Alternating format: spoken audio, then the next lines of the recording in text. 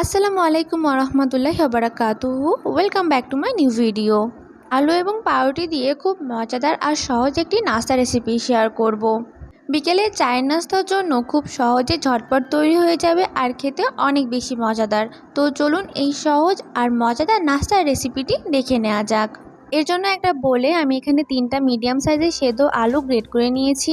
দিব 2 টেবিল চামচ পেঁয়াজ কুচি, 1 টেবিল চামচ কাঁচামরিচ কুচি, 2 টেবিল চামচ ধনিয়া পাতা কুচি, আরও দিব একটা ম্যাগি মশলা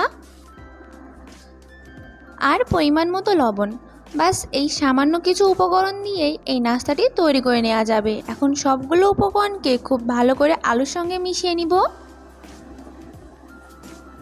আলুর পুরটা রেডি করা হয়ে গেছে। এখন এখানে একটা গোলা তৈরি করার জন্য দিব ময়দা আর পরিমাণ মতো পানি দিয়ে খুব পাতলা একটা ব্যাটার তৈরি করে নিব।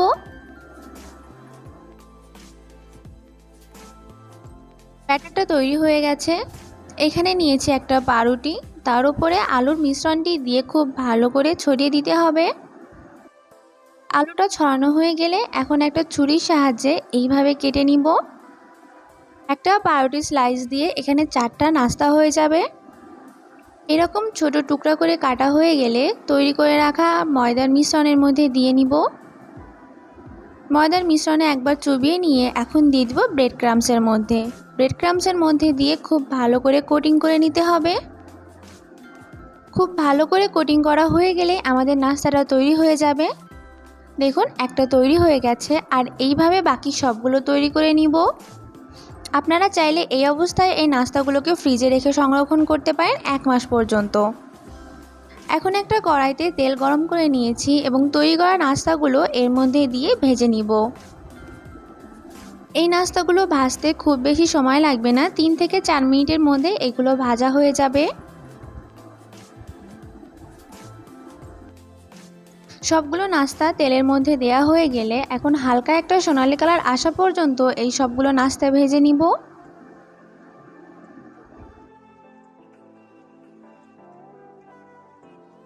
এই নাস্তাটা তৈরি করা এত বেশি সহজ যে কেউ যখন তখন তৈরি করে নিতে পারবে আর একদম অল্প উপকরণেই।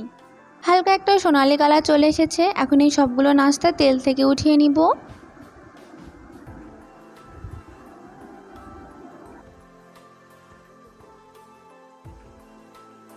সবগুলো নাস্তা তেল থেকে উঠিয়ে নিয়েছি। দেখতেই পেলেন আলু এবং পাউরুটি দিয়ে খুব সহজে এই নাস্তাটি তৈরি করে নেওয়া যাবে। আর দেখতে যেমন সুন্দর হয়েছে, খেতেও মাশাআল্লাহ অনেক বেশি মজাদার হয়েছে। আর এরকম রেসিপি শুধু বাচ্চারা না, বড়রাও অনেক বেশি পছন্দ করবে। আশা করি আমার আজকের এই রেসিপিটি আপনাদের কাছে ভালো লেগেছে। দেখা হবে নতুন আরেকটি ভিডিওতে। আল্লাহ হাফেজ।